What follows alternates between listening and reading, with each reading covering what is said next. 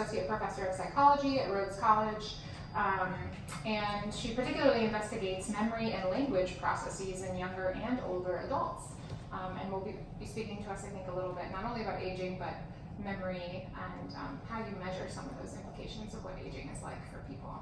And you're a cognitive psychologist, is that right? Yes. Yeah. So welcome and thank you for being with us. Thank you. Will you help me greet her? Thank you. And thank you for having me. To all the fathers out there, happy Father's Day. I am a professor at Rhodes, as Lucy said, and I study cognition and how it changes with age. My interest in aging research arose my first year in graduate school when I enrolled in a seminar on memory and aging. I pretty quickly got hooked on what was then a relatively new area of research. Researchers had only been studying cognition and aging about 10 or 15 years, and that was in the late 1990s. Although I've been objectively studying aging and cognition now for about 20 years, my research became personal about 5 to 7 years ago when we realized that my father was showing atypical signs of a disease that is typically associated with aging. Dementia, of which Alzheimer's disease is one form, is associated with aging because it is most common in people who are 70 years and above, although it can arise as early as the 40s. My research and expertise lies in the understanding of typical changes that occur with aging, those that the average person will experience if they do not develop a disease, such as Alzheimer's. However, watching my father change has given me a more personal understanding of these changes and increased my awareness of the diversity of ways in which we change as we go throughout life. Now, when I was growing up as a child in First Presbyterian Church in Tuscaloosa, Alabama, we had a pastor, Dr. Charles McCain, whose sermon always had 3 points. As a child, I really liked this, honestly, because by the time it got to point 3, I knew it was almost over. So in the spirit of Dr. McCain, I have a 3-part message for you today. To give you a sense of where I'm going, I'll summarize the 3 parts. As a psychologist, I study age-related changes in individuals. Thus, I will primarily speak to you about what we, as individuals, show as we age. I hope to debunk a couple of myths about aging and give you a sense of what research tells us about these myths. This will be the first part. Now, psychology is a discipline that's connected to many other disciplines, and we are part of a larger field of the social sciences. And as social scientists, psychologists realize that the changes we study in individuals do not occur in a vacuum. They oftentimes occur within and in response to the social worlds in which we live. Thus, I will give one example of how social norms and our society's expectations of aging influence us as individuals. That will be part 2.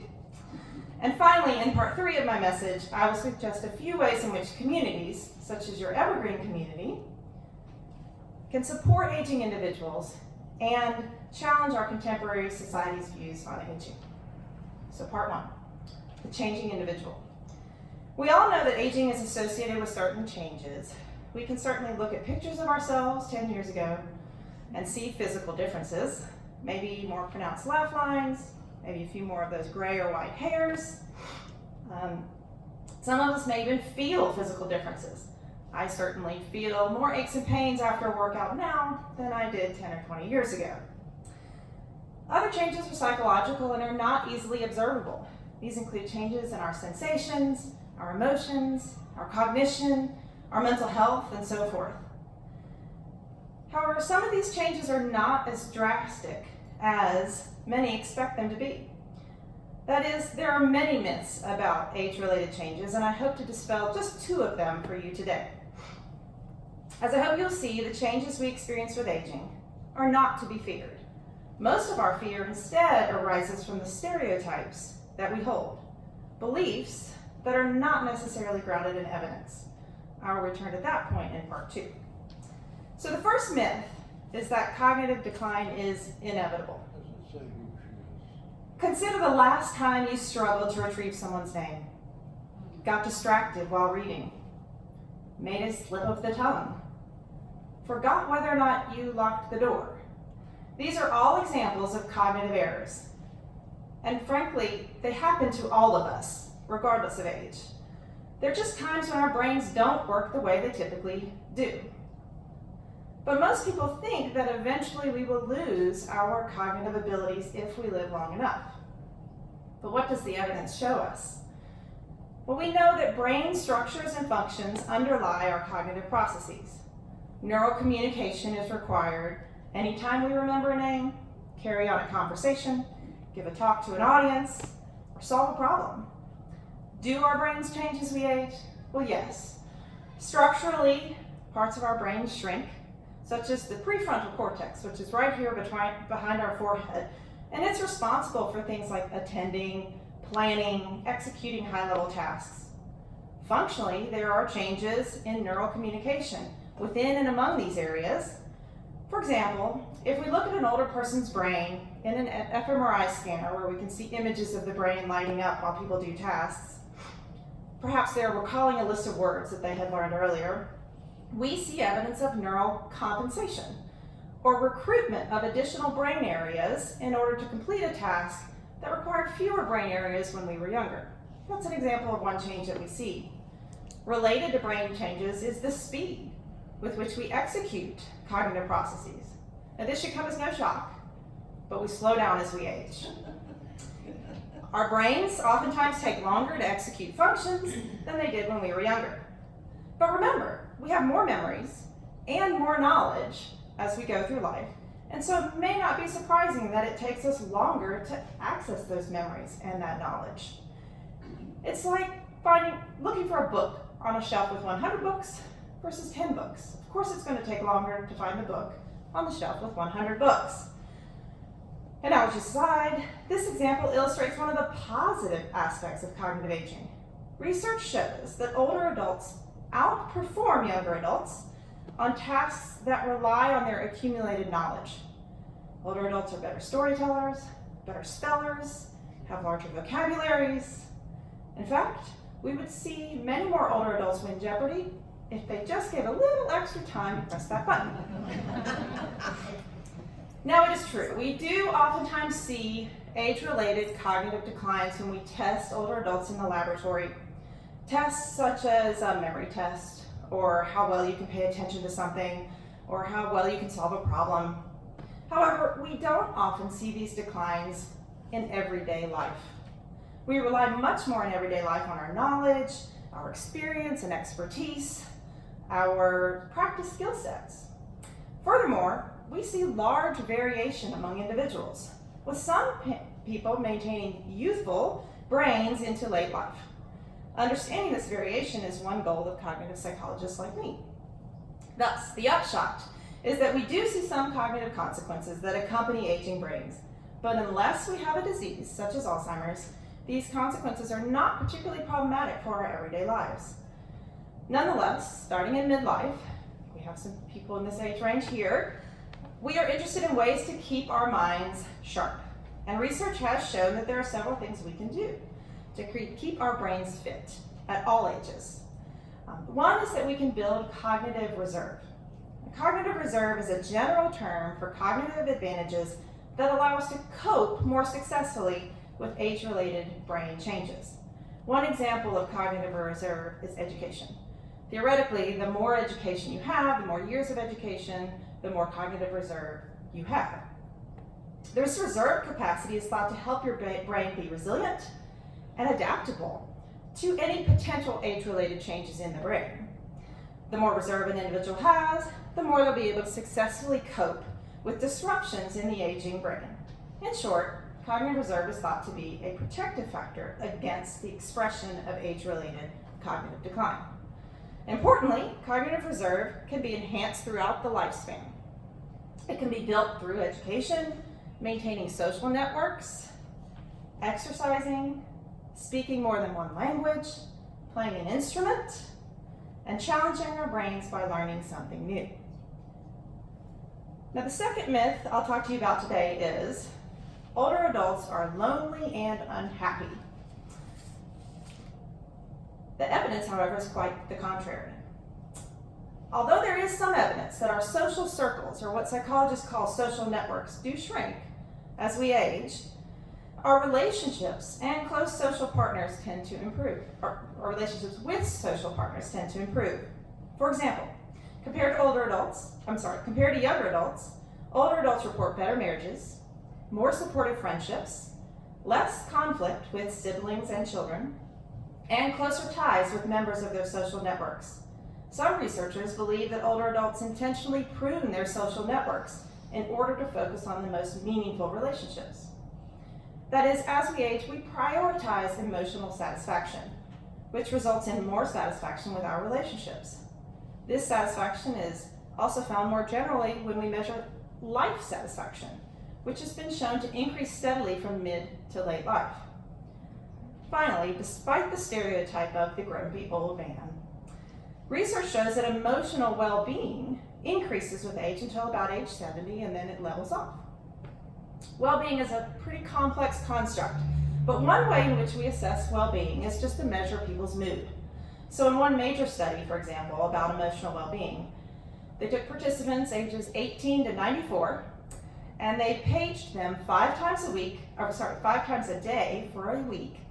And each time they were paged, they were asked whether they were experiencing 19 different emotions.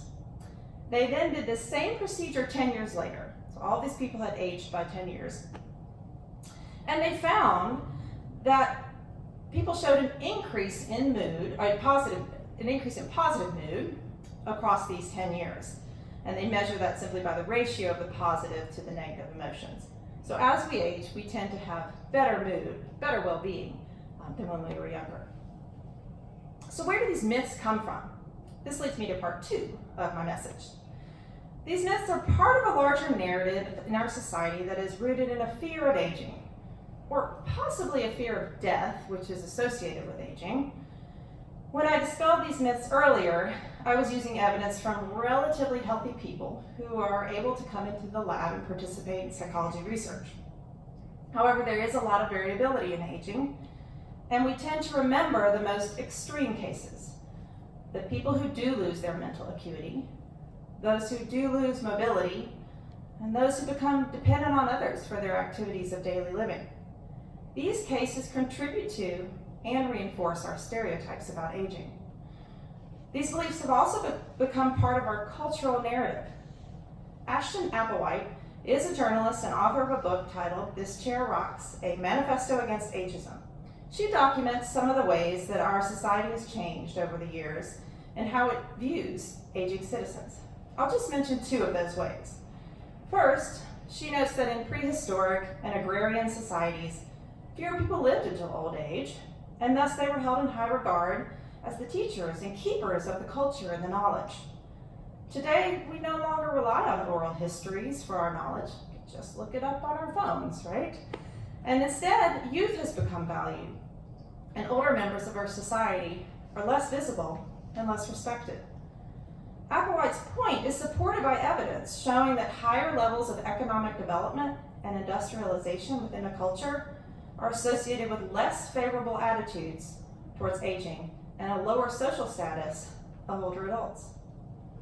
Second, she mentions that over the 20th century, our views on aging changed from seeing it as a natural process into a social problem, one that needs to be solved, with problems like Social Security and retirement villages. Applewhite argues that these views that we hold about aging and the value of older adults underlies ageism. To quote Applewhite, like racism and sexism, ageism is not about how we look. It's about what people in power want our appearance to mean. Ageism occurs when the dominant group uses its power to oppress, or exploit, or silence, or simply ignore people who are much younger, goes both ways, or significantly older.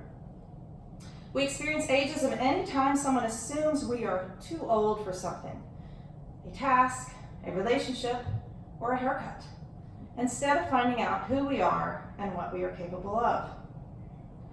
These examples from Applewhite demonstrate that individuals exist within a society, and that society has pretty strong messages about aging. Most of them are not positive. In fact, Research shows that many stereotypes about aging are negative, including descriptors such as slow thinking, hopeless, ill-tempered, selfish, and naive. These stereotypes underlie ageism.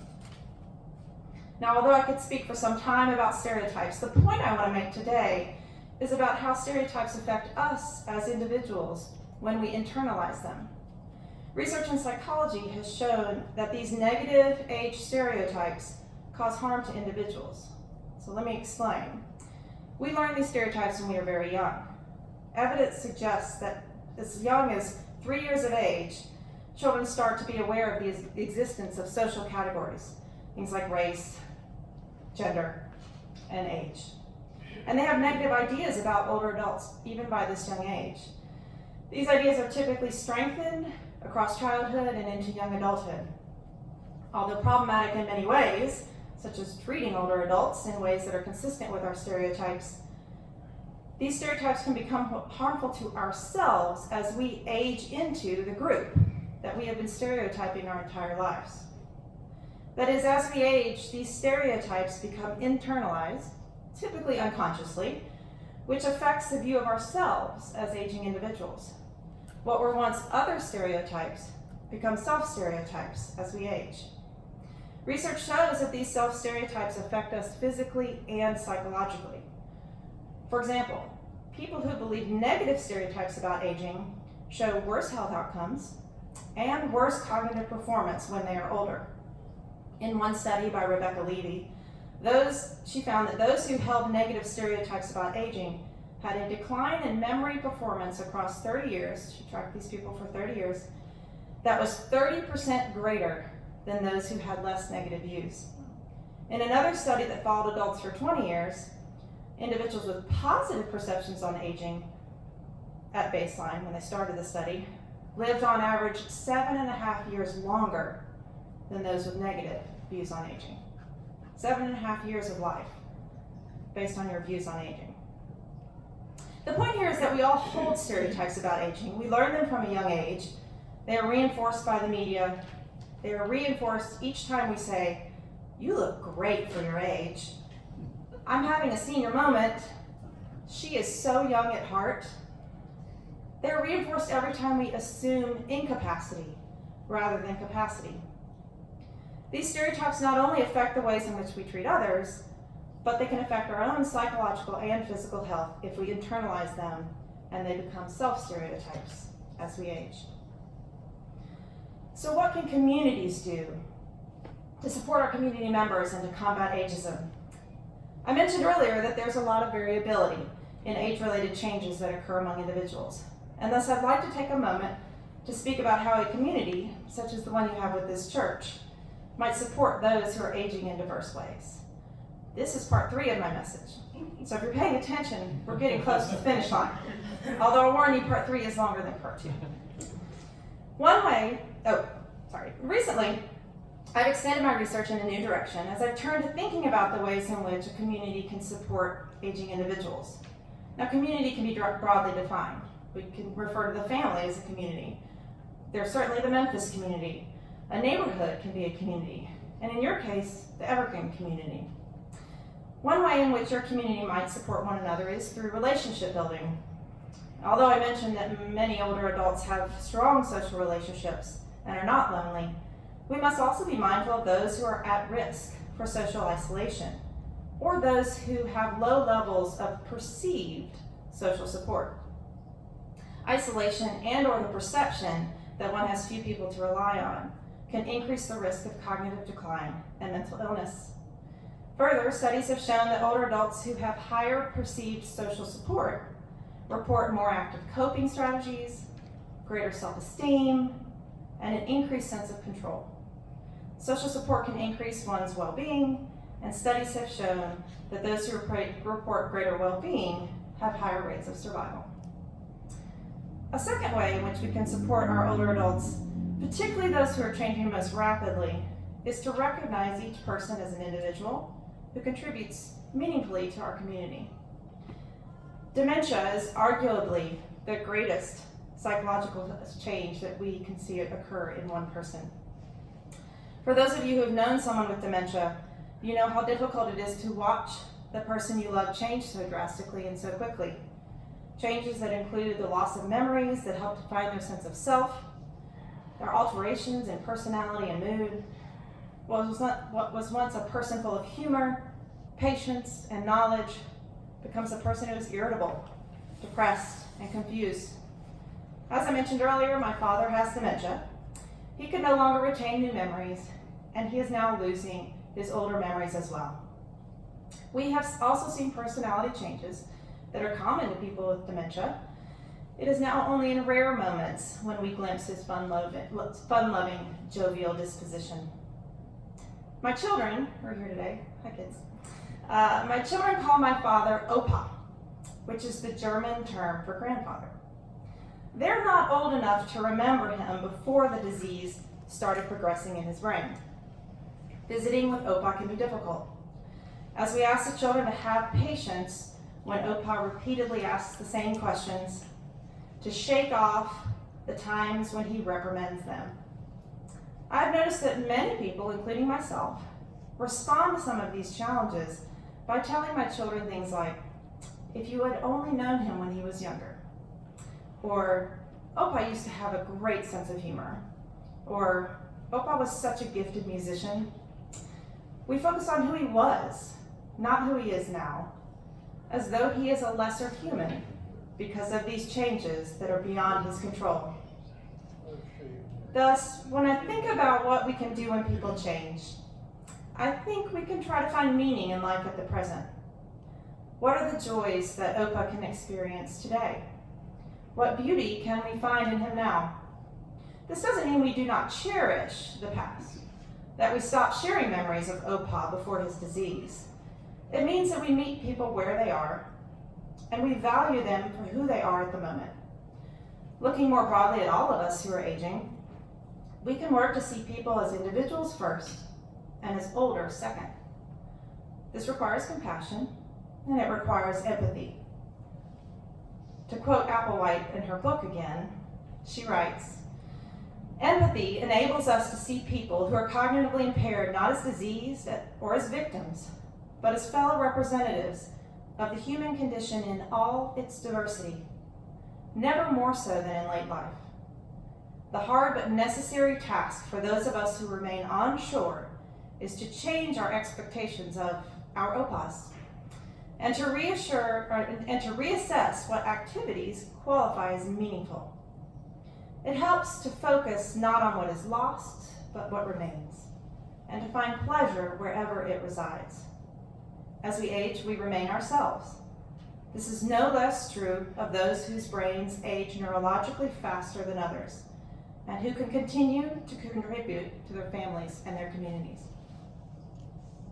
A third way in which we can support our aging individuals is that we can prioritize their desire for independence and their desire to maintain as much control over their lives as possible. How many of you have known someone who has moved into an assisted living or a nursing facility? So thinking about these people, think about what ways their lives changed. How did their community, their new community, prioritize their independence? Were they able to make choices each day? What did they have control over, and what did they not? Are there ways in which their new community allowed them to keep some of the ways of life that they have come to know over the last maybe 70 or so years? To keep some of their independence and their choice? In a very moving book, which I highly recommend, by surgeon and author Atul Gawande, titled Being Mortal, he describes the very institutional nature of most assisted living facilities. People who have lived for 50 or more years in control of their choices are suddenly told when and what they can eat, when they can use the restroom, when they must wake and sleep. It is no wonder the aging in place movement is quite strong in America now. How might your church support their elders so that they can retain their independence, control over their choices, their dignity? When thinking about your church as a social structure, you might think about who holds control in your church, who makes decisions about change, when decisions are made, whose voices are represented at the table. What structures can you put in place to ensure diverse voices are represented?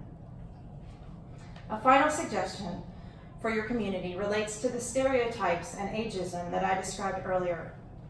Lucy tells me that your congregation is passionate about participating in social change. One way in which you might do this is to start to resist ageist stereotypes. But first we need to recognize ageism, to examine our own ageism. We might start with the awareness of the language we use. Phrases such as, despite his age, for her age, senior moment, 50 is the new 20. That's a new one. I'm looking forward to that. No, that's ageist. Slow down, Grandpa.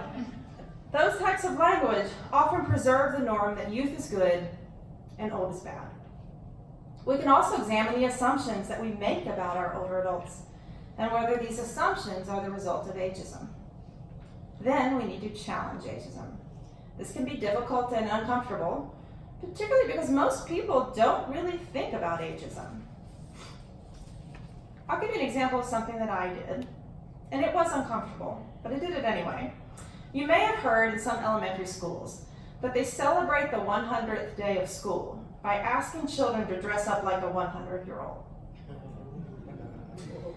You see these cute little girls with pearls around their necks and rollers in their hair, and these cute little boys with bald caps, suspenders, and canes. Children shuffle down the hallway. They even change their mannerisms to fit their expectations of aging. So when I got an email encouraging my children to dress up for 100th Day, I simply sent the following response to the teacher. Dear teacher, I wanted to send a quick note explaining why my children will not be dressing up for 100th Day this year. I know this is a popular thing to do for many schools, and that it seems harmless and the kids look so cute. However, as someone who researches healthy aging and teaches a course on the psychology of aging, I find it particularly difficult to counter my college students' ageist stereotypes, ones that are developed from a young age and incidentally get reinforced on 100th Day celebrations. It seems as though asking our children to wear outdated clothes, bring props like canes, put rollers in their hair, etc., simply reinforces stereotypes and actually teaches children that ageism is okay. And if ageism is okay, it is not a huge leap for them to think that sexism, racism, or any ism is okay. I'll end with one last quote from White. All of the isms, racism, sexism, homophobia, are socially constructed ideas. That means we make them up, and they change over time. Like all discrimination, ageism legitimizes and sustains inequalities between groups, in this case, between the young and the no longer young. Different kinds of discrimination, including racism, sexism, ageism, ableism, and homophobia, interact, creating layers of oppression in the lives of individuals and groups. The oppression is reflected in and reinforced by the society through economic, legal, medical, commercial, and other systems that each of us navigates in daily life. Unless we challenge stigma, we reproduce it. Thank you for inviting me today.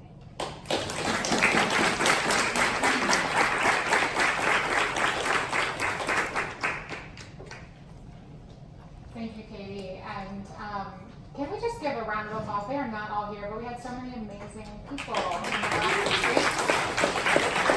want to recognize not only all of those who came through to share their wisdom and their research with us, but also Lee Kizar, who is a